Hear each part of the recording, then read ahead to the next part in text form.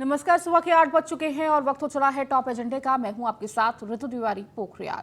Bulletin की शुरुआत करेंगे। आज गुजरात में सीएम योगी की ताबड़तोड़ रैलियां हैं। बीजेपी प्रत्याशियों के पक्ष में जनसभा करेंगे सीएम योगी। महिसाणा, आणंदा, बड़ौदा में सीएम योगी की रैली है तो गोधरा विधानसभा में रोड शो भी करेंगे सीएम योगी आदित्यनाथ।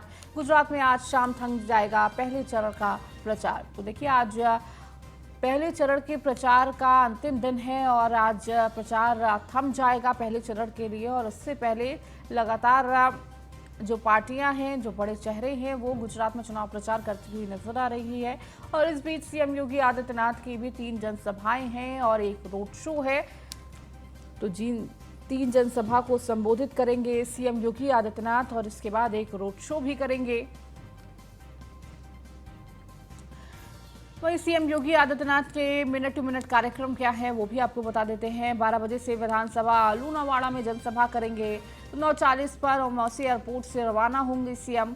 11:20 पर अहमदाबाद एयरपोर्ट पहुंचेंगे सीएम, क्योंकि 12 बजे से विधानसभा लूनावाड़ा में जनसभा करेंगे। 1 बजे एसएनडी ग्राउंड में सीएम की जनसभा है तो 1:10 पर विधानसभा उमरेठ में सीएम की जनसभा रहने वाली है।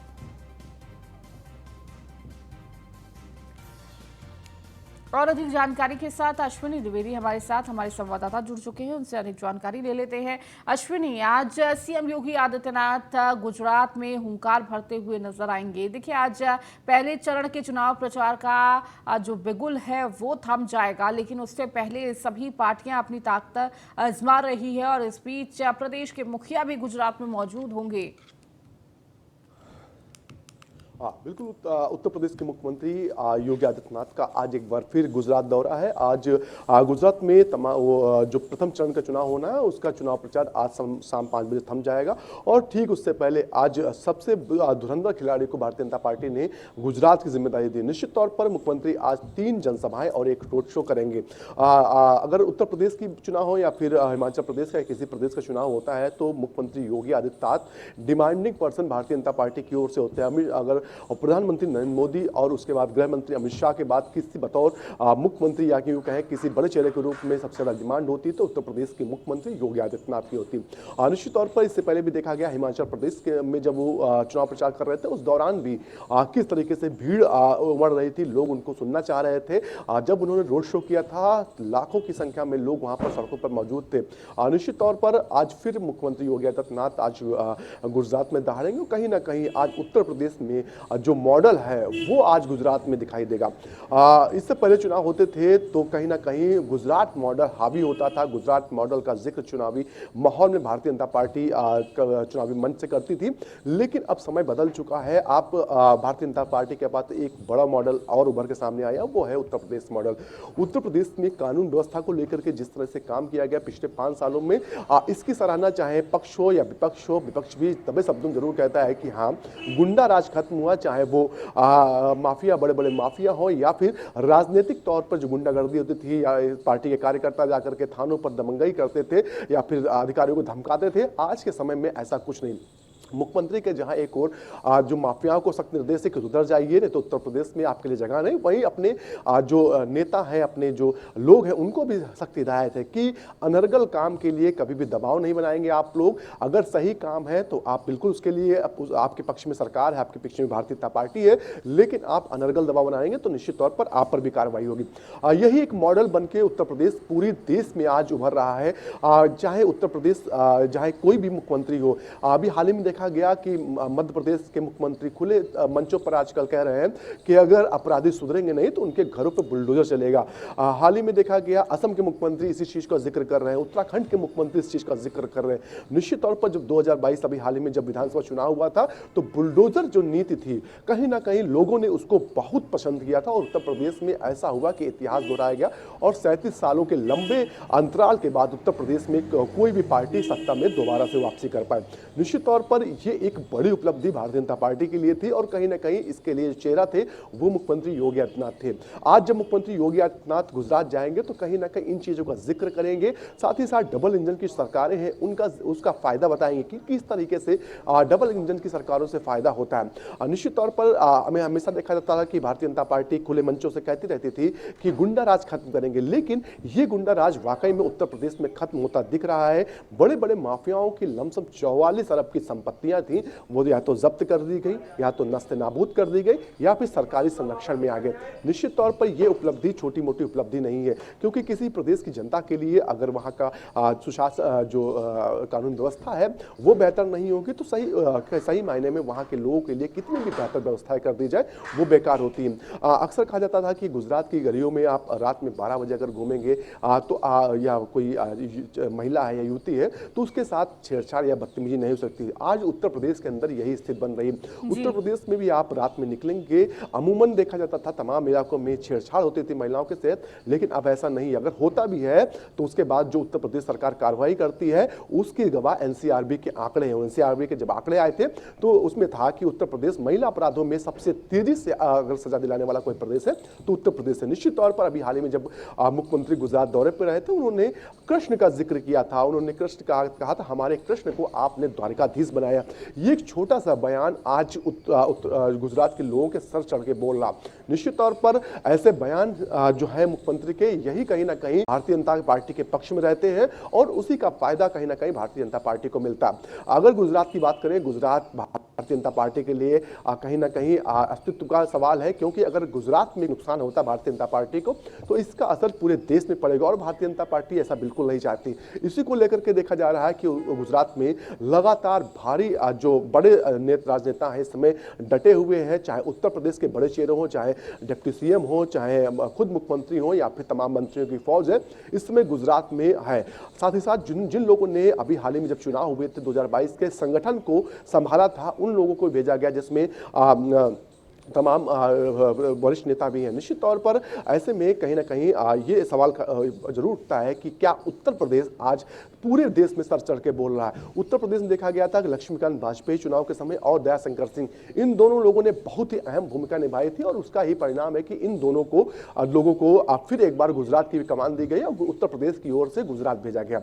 निश्चित तौर पर आज मुख्यमंत्री का बेहद अहम दौरा है, क्योंकि आज प्रथम चरण के चुनाव का अंतिम दिन चुनाव प्रचार का है और ऐसे में मुख्यमंत्री का दौरा कहीं ना कहीं जिन सीटों पर प्रचार करेंगे उनका कहीं ना कहीं सीधे तौर पर फायदा मिलेगा, क्योंकि अगर परसेंटेज की बात करें तो मुख्यमंत्री जिन जिन सीटों पर चुनाव प्रचार करते हैं, अब तक का इतिहास रहा 70 से 80% जो सीटें हैं भारतीय जनता पार्टी के पक्ष में आती है। और सबसे बड़ी बात है, जब किसी प्रदेश में चुनाव होता है तो भारतीय जनता पार्टी मुख्यमंत्री योगी आदित्यनाथ को सबसे टफ सीटें जहां पर टकराव की स्थिति दूसरी पक्ष पार्टी से होती वहां पर चुनाव प्रचार कराती है। निश्चित तौर पर भारतीय जनता पार्टी को बखूबी पता है कि एक नेता उनके पास ऐसा है जो स्पष्ट वक्ता है, स्पष्ट बात करता है, साथ ही साथ उसकी एक स्वच्छंद छवि है। इसके अलावा बात करें अगर तो वो एक पीठ के पीठाधीश्वर है। इन चीजों का बहुत असर जनता पर पड़ता है और पिछला जो रोड शो हुआ था उस दौरान लोगों ने देखा भी किस तरह से बेतहासा भीड़ सड़कों पर दिखाई दे रही थी, लोगों के चलने के लिए जगह नहीं बची थी।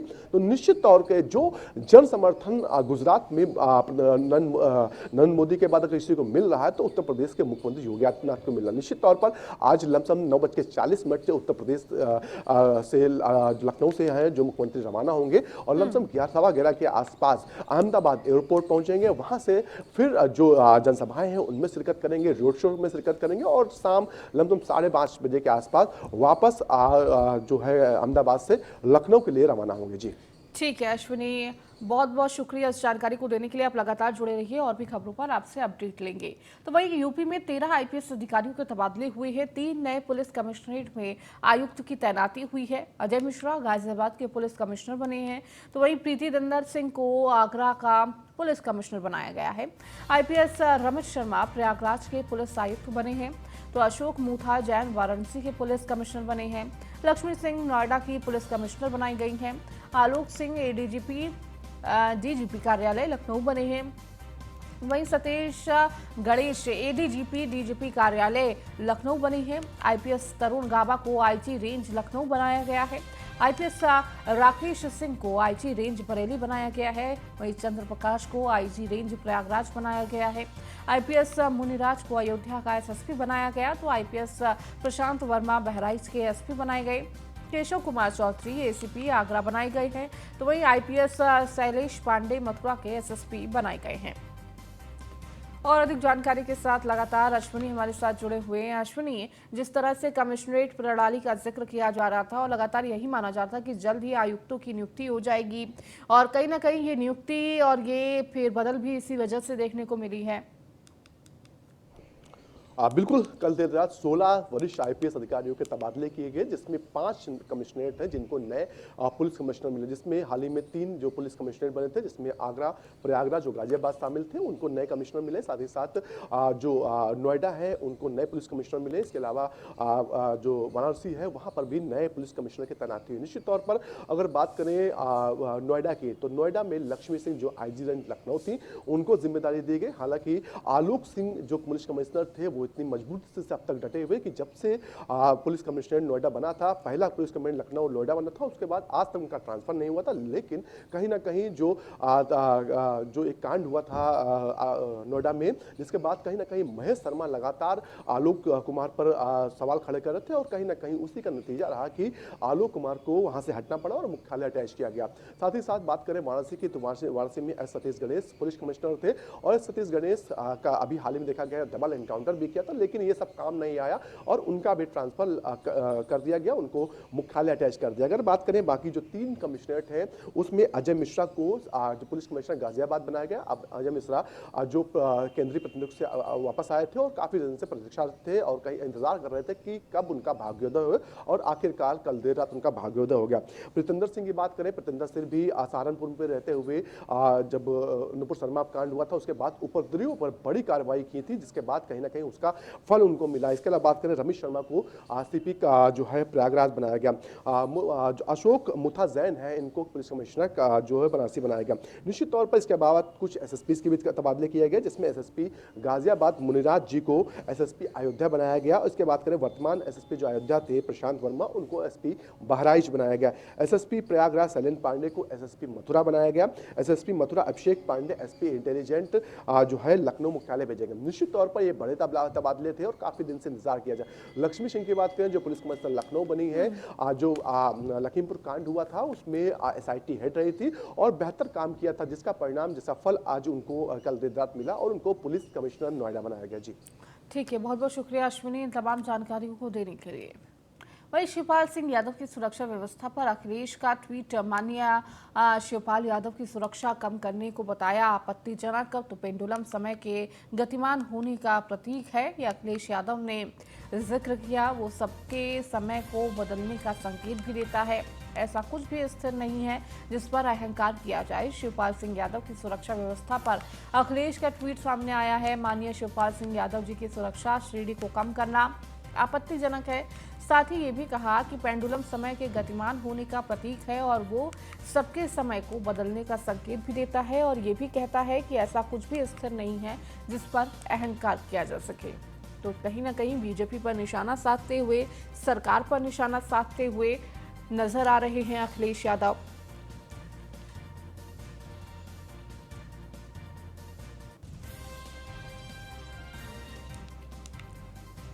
तो आपको बता दें, शिवपाल यादव की सुरक्षा में कमी की गई है और इसी को लेकर अखिलेश यादव ने ये ट्वीट किया है।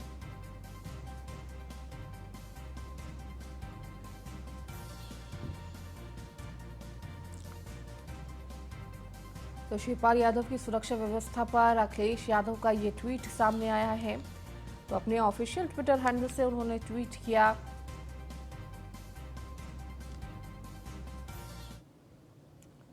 और इस बीच रिवर फ्रंट घोटाले से जुड़ी बड़ी खबर आपको दे दी। शिवपाल यादव समेत 2 अफसरों की पड़ताल, सीबीआई ने पूछताछ के लिए अनुमति मांगी। भूमिका मिलने पर जांच की परमिशन मिलेगी। तत्कालीन सिंचाई मंत्री थे शिवपाल सिंह यादव। सपा सरकार में हुआ था 1437 करोड़ का ये घोटाला और इसी को लेकर अब सीबीआई जांच की बात कही जा रही है। आपको बता दें कि सीबीआई ने पूछताछ के लिए अनुमति मांगी है और भूमिका मिलने पर जांच की परमिशन मिलेगी। तो तत्कालीन सिंचाई मंत्री थे शिवपाल सिंह यादव।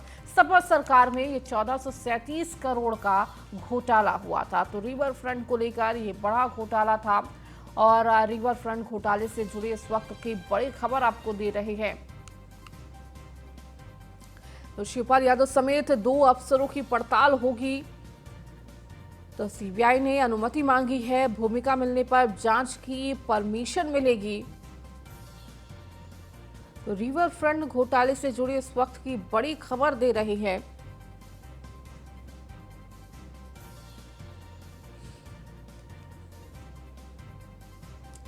और अधिक जानकारी के साथ रेसिडेंट एडिटर मनीष पांडे हमारे साथ जुड़ चुके हैं। मनीष, रिवर फ्रंट को लेकर ये बड़ी खबर आ रही है, जहां एक तरफ सीबीआई ने इस पूरे मामले को लेकर जांच की परमिशन मांगी है, तो कहीं ना कहीं अब आगे आने वाले वक्त में शिवपाल यादव की जो समस्याएं हैं, जो दिक्कतें हैं, वो बढ़ने वाली हैं। कहीं ना कहीं शिकंजा कसता हुआ नजर आ रहा है।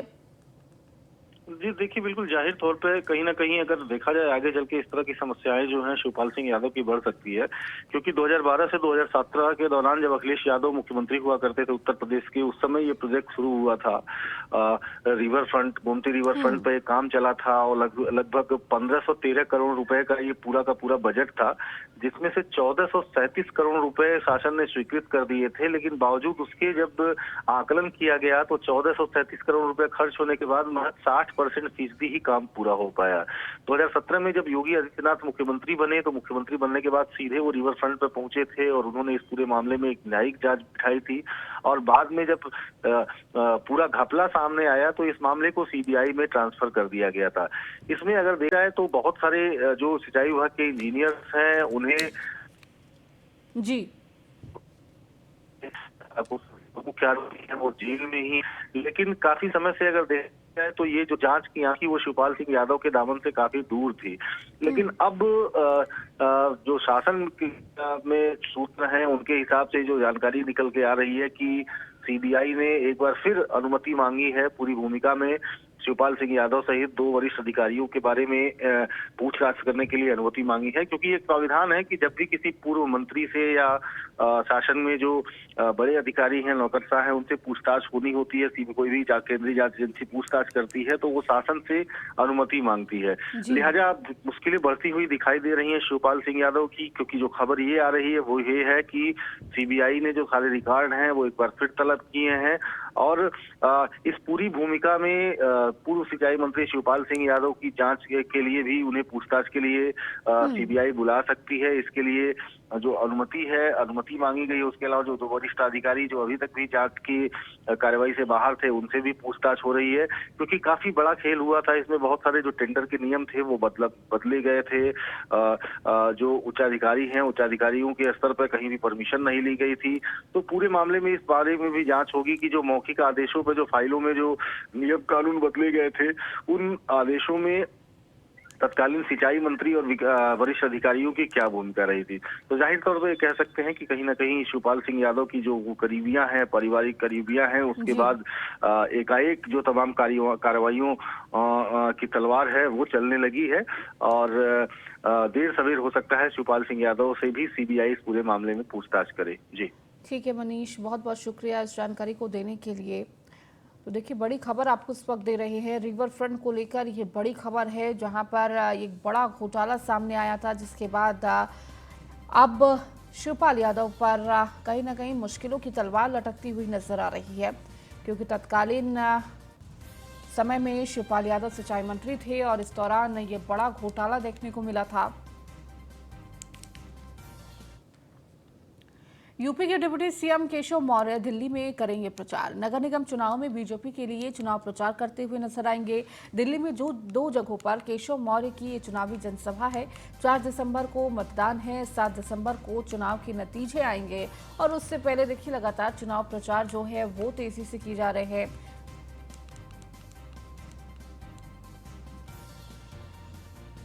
तो बड़े बड़े चेहरे इस वक्त एमसीडी चुनाव में नजर आ रहे हैं। तो जहां उत्तराखंड के मुख्यमंत्री हो या फिर ब्रजेश पाठक हो, वो लगातार दिल्ली में चुनाव प्रचार कर रहे थे और अब केशव मौर्य चुनावी जनसभा को संबोधित करते हुए नजर आएंगे। वही अब खबर प्रयागराज से, जहां संघ प्रमुख मोहन भागवत का आज दौरा है। ब्रह्मलीन ब्रह्मानंद सरस्वती का जन्मोत्सव है। 150वें जन्मोत्सव पर आश्रम में पहुंचेंगे भागवत। तो ओलोपी बाग में आज से महोत्सव का शुभारंभ भी है। 8 दिसंबर तक चलेगा प्रयागराज में महोत्सव। तो संघ प्रमुख मोहन भागवत का दौरा आज प्रयागराज रहने वाला है, जहां पर ब्रह्मलीन ब्रह्मानंद सरस्वती का जन्मोत्सव है और इसी को लेकर कार्यक्रम का आयोजन किया गया है। 150वें जन्मोत्सव पर आश्रम पर पहुंचेंगे भागवत।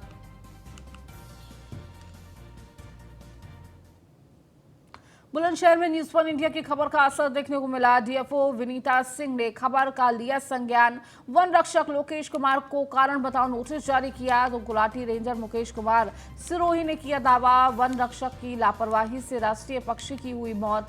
कोतवाली स्याना क्षेत्र ने गांव रानापुर में मिले थे पक्षी के अवशेष और उसके बाद देखिए संज्ञान लिया गया। न्यूज़ 1 इंडिया ने इस पूरी खबर को प्रमुखता से दिखाया था और इसके बाद संज्ञान लेते हुए डीएफओ विनीता सिंह ने जवाब तलब किया है।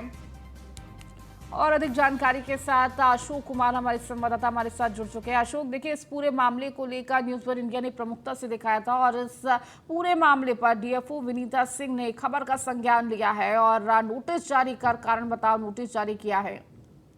बिल्कुल बता दूं कि बुलंदशहर में न्यूज़ 1 इंडिया ने लगातार इस खबर को कवर किया था। लगातार वन रेंजर मुकेश सुरोई ने दावा किया था कैमरा पे न्यूज़ इंडिया के पे। उन्होंने साफ कह दिया था कि कहीं न कहीं वन रक्षक की लापरवाही से ये मौत हुई है, जिसको लेकर खुद न्यूज़ 1 इंडिया का संज्ञान लिया डीएफओ विनीता सिंह ने और तत्काल प्रभावी से कारण बताओ नोटिस जारी करा है और जवाब तलब करा है। जवाब तलब के बाद में बड़ी कार्रवाई होगी। न्यूज़ 1 इंडिया की खबर का कहीं न कहीं माहौल लगती हुई साफ दिख रही है। कहीं इस तरीके की राष्ट्रीय पक्षी की मौत हुई थी और लापरवाही मौत के कारण पूरे क्षेत्र में हड़कंप मच गया था। अवशेष मिले थे, जैसे हिंदुत्व संगठन के लोगों ने भी विरोध किया था। तो जिसको चलते न्यूज़ 1 इंडिया ने प्रमुखता से खबर चलने के बाद खुद डीएफओ विनीता सिंह ने इस खबर का संज्ञान लिया। ठीक है अशोक, बहुत बहुत शुक्रिया इस जानकारी को देने के लिए। रामपुर में उपचुनाव को लेकर तैयारियां जोरों पर है। ऐसे में बीजेपी दावा कर रही है कि हर वर्ग के वोटर्स इसके साथ हैं। वहीं उपचुनाव में बीजेपी प्रत्याशी आकाश सक्सेना हनी से हमारी संवाददाता फहीम खान ने खास बातचीत की है। रामपुर का उपचुनाव नए मोड़ ले रहा है। इस वक्त मेरे साथ मौजूद है भारतीय जनता पार्टी के प्रत्याशी आकाश कुमार सक्सेना, जो कि लगातार मुस्लिम जो चेहरे हैं समाजवादी पार्टी के आजम खां के करीब उन लोगों को शामिल कर रहे हैं। आकाश भैया, आप चुनावी मैदान में, क्या लगता है इस बार क्या पिछली बार को पीछे छोड़ते हुए जीत दर्ज करा पाएंगे? इस बार हमारे रामपुर के मुसलमान के मिलन की चुनावी जा रहे हैं और पूरा देश ये जो मुस्लिमों को शामिल कर रहे हैं आप खासतौर से, इन मुस्लिमों से क्या आपका जनाधार बढ़ेगा?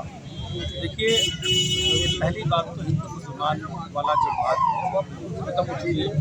हम सिर्फ उद्योग के नाम पर आज अपना मुद्दा लेके जनता के बीच है और हमें पूरा विश्वास है जिस तेजी से हिंदू और मुसलमान नौजवान हमारे साथ आ रहा है, हम अपना जो लेके जा रहे हैं अच्छा आकाश भैया, पहले यही कहा जाता था ये समाजवादी के गुंडे हैं, इनके ऊपर बड़े मुकदमे कायम है, अब ये वॉशिंग मशीन में धुल गए हैं क्या? कोई समाजवादी नहीं है, कोई आजमवादी नहीं है, सब राष्ट्रवादी है। ये मैं बता रहा हूँ, सब राष्ट्रवादी है। चलिए इस बुलेटिन में फिलहाल इतना ही। बने रहिए न्यूज़ 1 इंडिया के